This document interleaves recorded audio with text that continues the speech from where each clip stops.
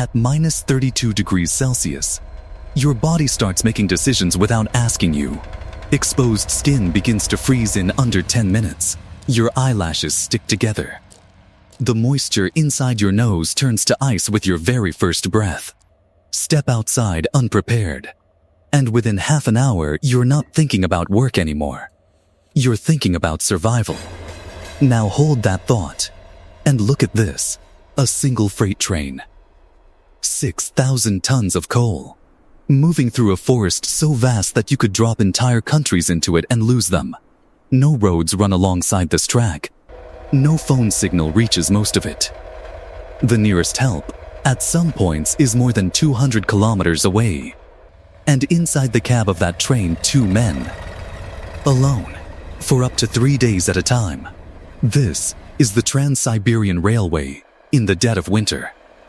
And the men who drive it are doing something most of us can't even imagine, not once. Not as an adventure, but every single week. As a job. How do they survive it? What happens inside that cab? Hour after hour. When the outside world could kill you in minutes. And why does one small button pressed 700 times a night stand between them and disaster? Stay with me. Because this gets darker, colder, and far more interesting than you think. First, you need to understand what's at stake. Because this is not just a railway. 9,000 kilometers of steel, stretching across the top of Asia. Long enough to cross the United States, twice. And in winter, this line transforms into something else entirely. The only reliable lifeline for millions of people. Because here's the brutal reality of Siberia in January. Highways vanish under snow. Rivers freeze into useless white sheets. Small airports shut down for days. But cities, real cities, with hospitals and schools and 500,000 residents, they still need coal for their power stations. They still need fuel. They still need food on their shelves. All of it comes down this one line, which creates a terrifying equation. The trains cannot stop. Not for storms. Not for darkness. Not for cold that grounds aircraft and kills car engines. Roughly every 10 to 15 minutes, another freight train pushes into that frozen darkness. Because somewhere down the line, a city is literally counting on it to stay warm. And that means someone has to be sitting at the controls. In the middle of the night. In the middle of nowhere. In the middle of the coldest inhabited region on Earth. So let's climb into that cab. Picture your bathroom. Now shrink it slightly. That's the workspace. 2 seats. A wall of gauges. A radio. A small electric stove, a kettle, and this detail matters more than you think. We'll come back to it. Outside the glass, minus 32. Inside, a carefully maintained 20 degrees. That glass is all that separates 2 worlds. On one side, a temperature where humans live comfortably. On the other, a temperature where humans simply don't. Russian railway rules are strict about one thing. Nobody drives this line alone. 2 men. Always. The driver, the machinist, as they're called, and his assistant. And officially, the assistant is there to monitor signals and instruments. But unofficially, he's there for a much darker reason. He's there to make sure the driver doesn't fall asleep. Because here is the cruel irony of this job. The most dangerous thing on the Trans-Siberian in winter is not the cold. It's not wolves, not breakdowns, not even broken rails. It's comfort. Think about the conditions inside that cab. Warm air. A deep, constant engine hum, the kind of sound scientists literally use in sleep experiments. And outside the window, the same image repeating for 8, 10, 12 hours.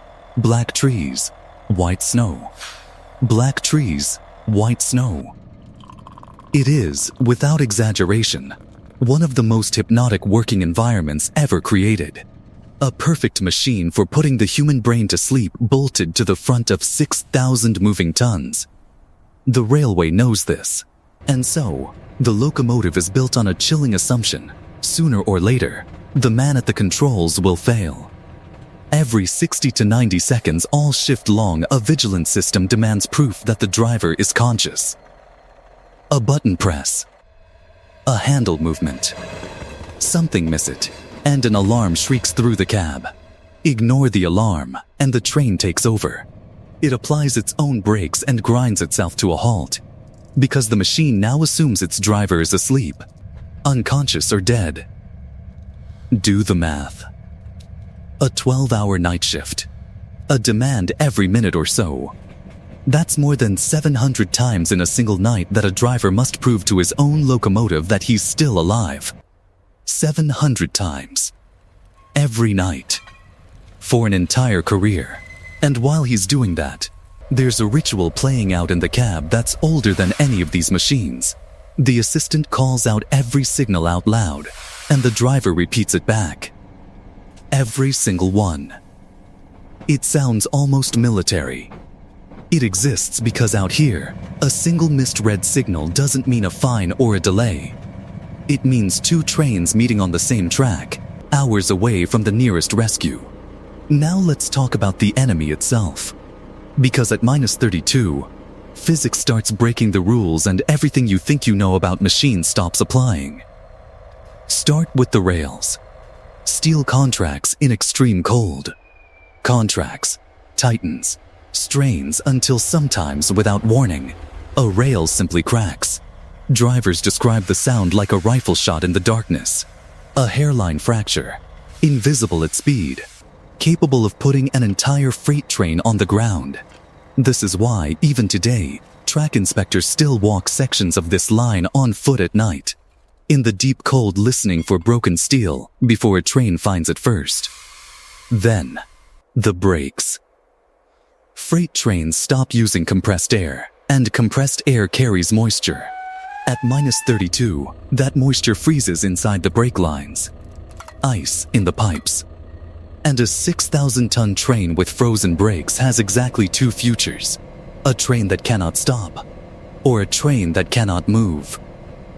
Crews drain the moisture obsessively and carry alcohol-based antifreeze as standard equipment because they know the cold is patient, and it only needs one mistake. Even the fuel itself betrays you. In deep cold, ordinary diesel begins turning into wax, a cloudy sludge that chokes the engine.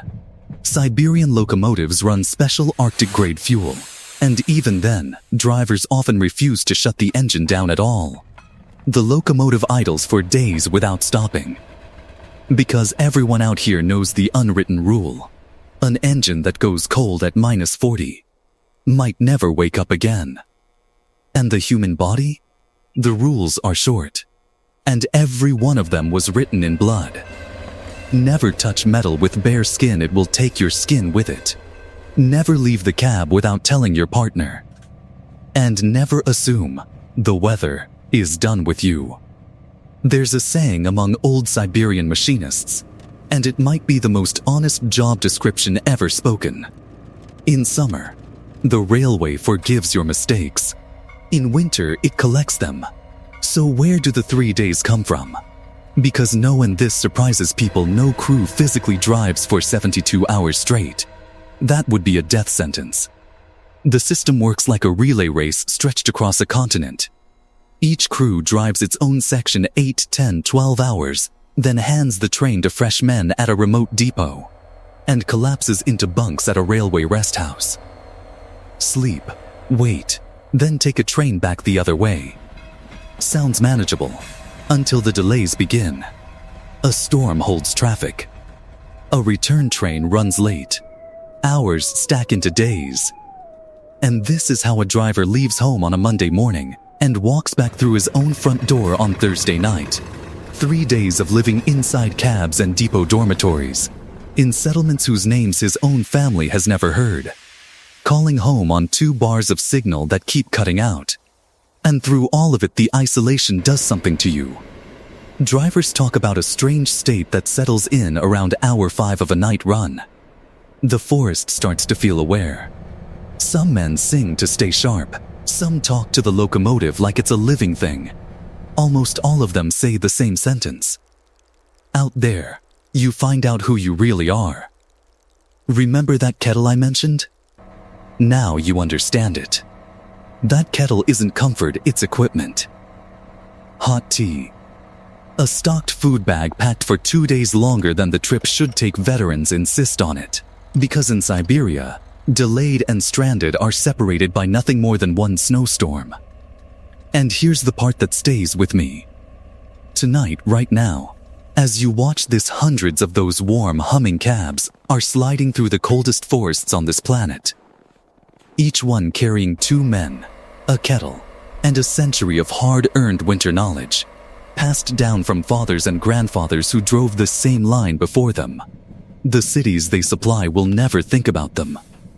The lights will come on. The radiators will warm up. The shelves will be stocked.